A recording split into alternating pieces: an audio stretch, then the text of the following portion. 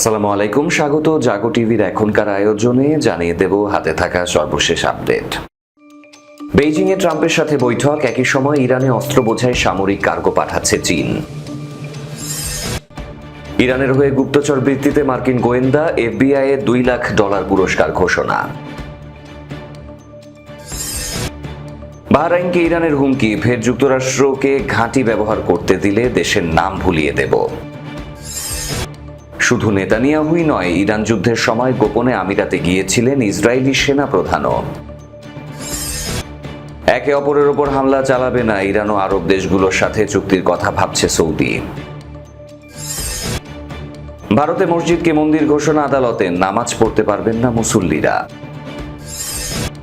কলকাতার রাস্তায় জুমার নামাজ পড়তে বাধা দিল পুলিশ, ব্যাপক উত্তেজনা। যুক্তরাজ্যে নির্বাচনে মুসলিম স্বতন্ত্র প্রার্থীদের জয় জয়কার, 100টিরও বেশি আসনে জয়। শিরোনাম শুনছিলেন, এবার পুরো খবর। আন্তর্জাতিক অঙ্গনে নতুন করে আলোচনার জন্ম দিয়েছে চীনের সাম্প্রতিক কূটনৈতিক ও সামরিক তৎপরতা।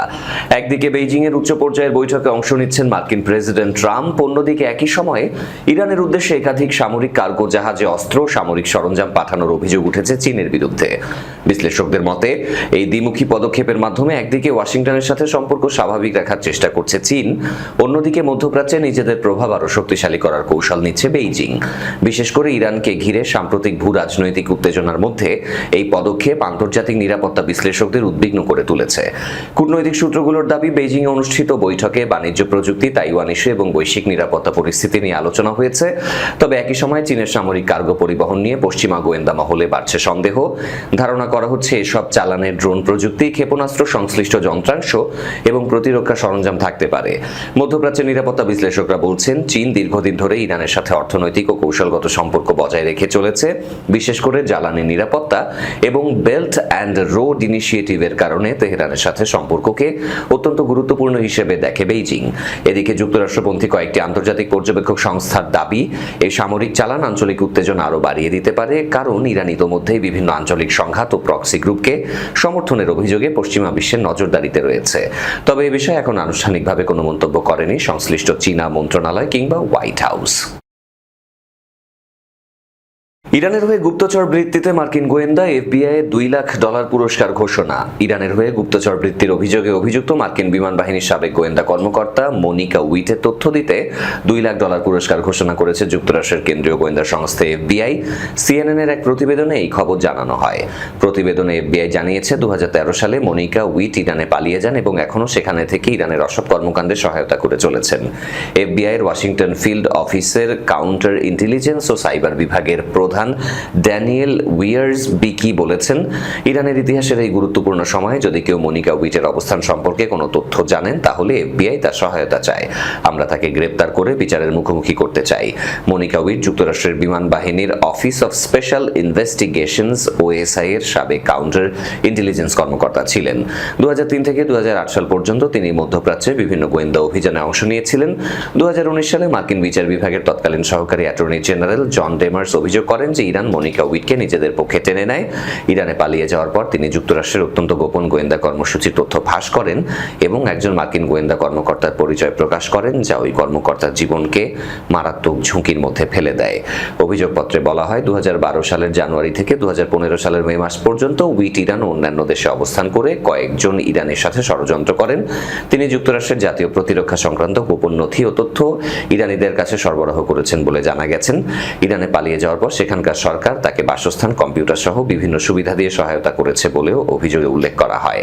এ মামলায় আরও 4 ইরানির বিরুদ্ধে ষড়যন্ত্র, কম্পিউটারে অবৈধ অনুপ্রবেশের চেষ্টা এবং পরিচয় জালিয়াতির অভিযোগ আনা হয়েছে। মনিকা উইটের পক্ষে যুক্তরাষ্ট্রের কোনো আইনজীবী আছেন কিনা তা এখনও স্পষ্ট নয়।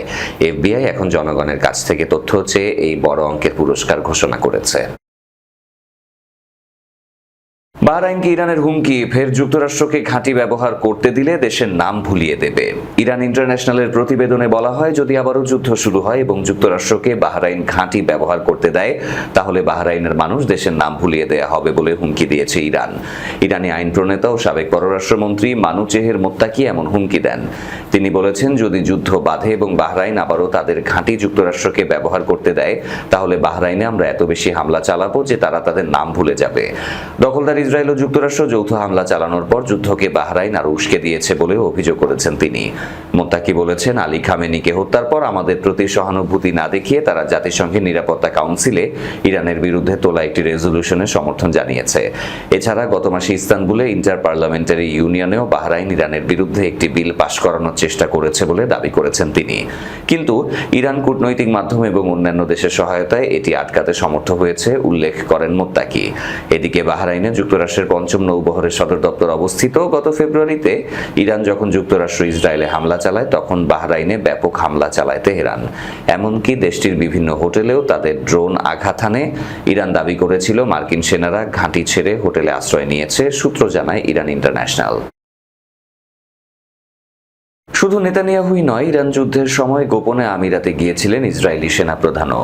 ইরানের সাথে যুদ্ধ চলাকালে সংযুক্ত আরব আমিরাত সফর করেছিলেন ইসরায়েলি সেনাপ্রধান আইয়াল জামির এবং দেশটির আরও কয়েকজন জ্যেষ্ঠ নিরাপত্তা কর্মকর্তা। এমন তথ্য সামনে এসেছে ইসরায়েলি গণমাধ্যমে। প্রতিবেদনে বলা হয়েছে, যুদ্ধের সময় ইসরায়েল ও আমিরাতের মধ্যে নিরাপত্তা সামরিক সমন্বয় আরও গভীর হয়েছিল। এর আগে একই সময় আমিরাত সফরের দাবি করেছিলেন ইসরায়েলের প্রধানমন্ত্রী বেনিয়ামিন নেতানিয়াহু। ইসরায়েলি সংবাদ মাধ্যম টাইমস অফ ইসরায়েল বলছে, ইসরায়েলি প্রতিরক্ষা বাহিনীর প্রধান লেফটেন্যান্ট জেনারেল আইয়াল জামির ইরানের সাথে যুদ্ধ চলাকালে সংযুক্ত আরব আমিরাত সফর করেছিলেন বলে জানিয়েছে দেশটির সরকারি সম্প্রচার মাধ্যম কান। প্রতিবেদনে বলা হয়েছে, সফরে তার সাথে আরও কয়েকজন সামরিক কর্মকর্তা উপস্থিত ছিলেন। কানের তথ্য বলছে, সফরকালে জামির আমিরাতের প্রেসিডেন্ট শেখ মোহাম্মদ বিন জায়েদ সহ দেশটির বিভিন্ন কর্মকর্তার সাথে বৈঠক করেন। তবে এ বিষয়ে এখনো কোনো মন্তব্য করেনি ইসরায়েলি সামরিক বাহিনী। এই খবর এমন সময় প্রকাশ পেল যখন গত বুধবার প্রধানমন্ত্রী বেনিয়ামিন নেতানিয়াহু দাবি করেন যে তিনিও ইরান যুদ্ধের সময় আমিরাত সফর করেছিলেন, যদিও সেই দাবি অস্বীকার করেছে সংযুক্ত আরব আমিরাত। এছাড়া ইসরায়েলের অভ্যন্তরীণ গোয়েন্দা সংস্থা শিনবেদ ও গোয়েন্দা সংস্থা মোসাদের প্রধানরাও যুদ্ধ চলাকালে উপসাগরীয় দেশটি সফর করেছিলেন বলে প্রতিবেদনে উল্লেখ করা হয়েছে।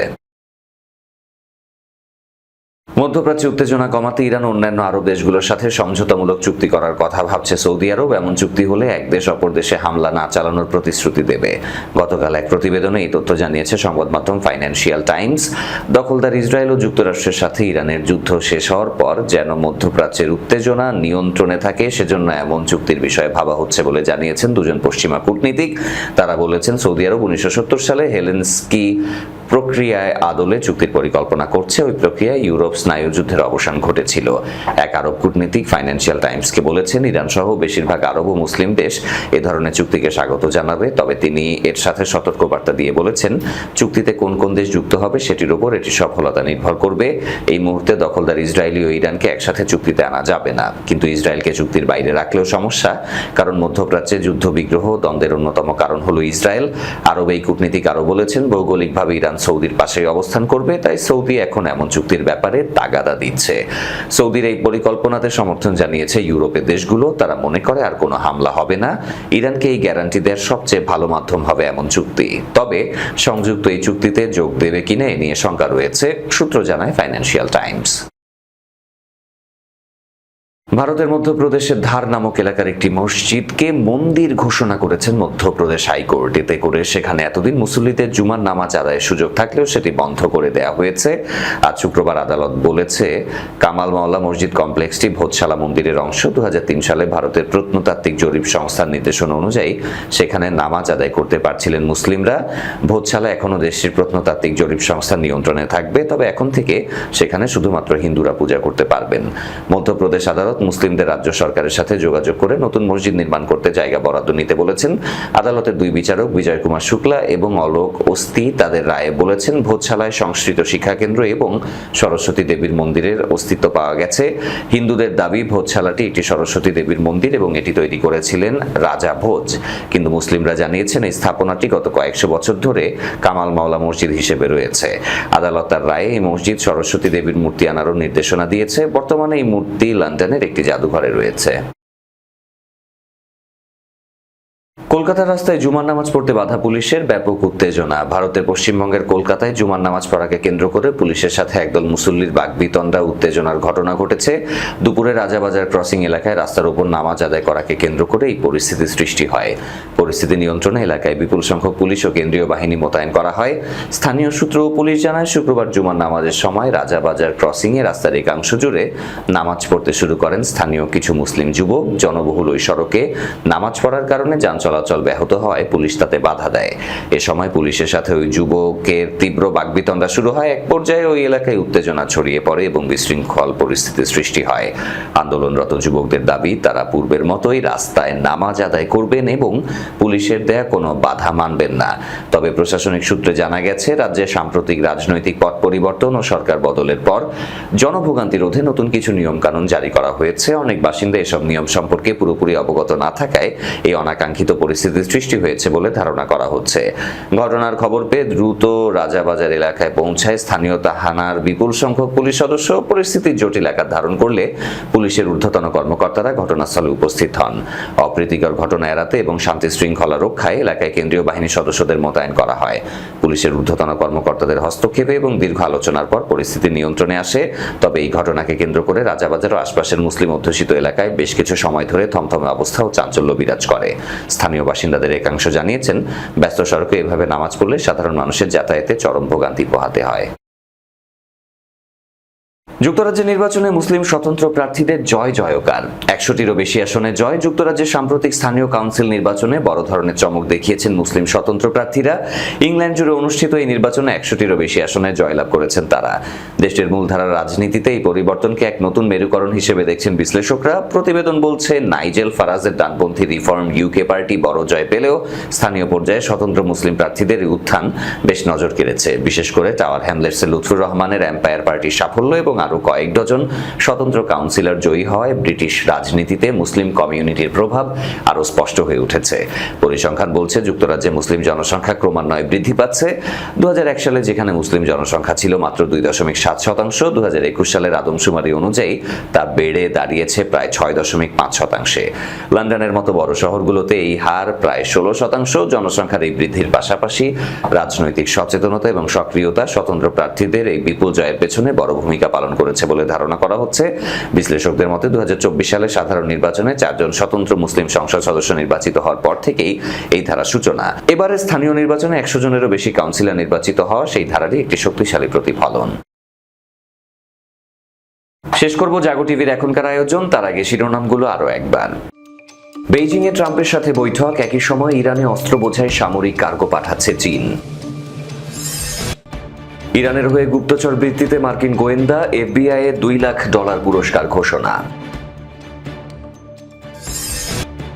বাহরাইনকে ইরানের হুমকি, ফের যুক্তরাষ্ট্রকে ঘাঁটি ব্যবহার করতে দিলে দেশের নাম ভুলিয়ে দেব। শুধু নেতানিয়াহুই নয়, ইরান যুদ্ধের সময় গোপনে আমিরাতে গিয়েছিলেন ইসরায়েলি সেনা প্রধানও। একে অপরের ওপর হামলা চালাবে না ইরান ও আরব দেশগুলোর সাথে চুক্তির কথা ভাবছে সৌদি। ভারতে মসজিদকে মন্দির ঘোষণা, আদালতে নামাজ পড়তে পারবেন না মুসল্লিরা। কলকাতার রাস্তায় জুমার নামাজ পড়তে বাধা দিল পুলিশ, ব্যাপক উত্তেজনা। যুক্তরাজ্যের নির্বাচনে মুসলিম স্বতন্ত্র প্রার্থীদের জয় জয়কার, 100টিরও বেশি আসনে জয়। এই ছিল আজকের জাগো টিভিতে। ধন্যবাদ সাথে থাকার জন্য। আল্লাহ হাফেজ।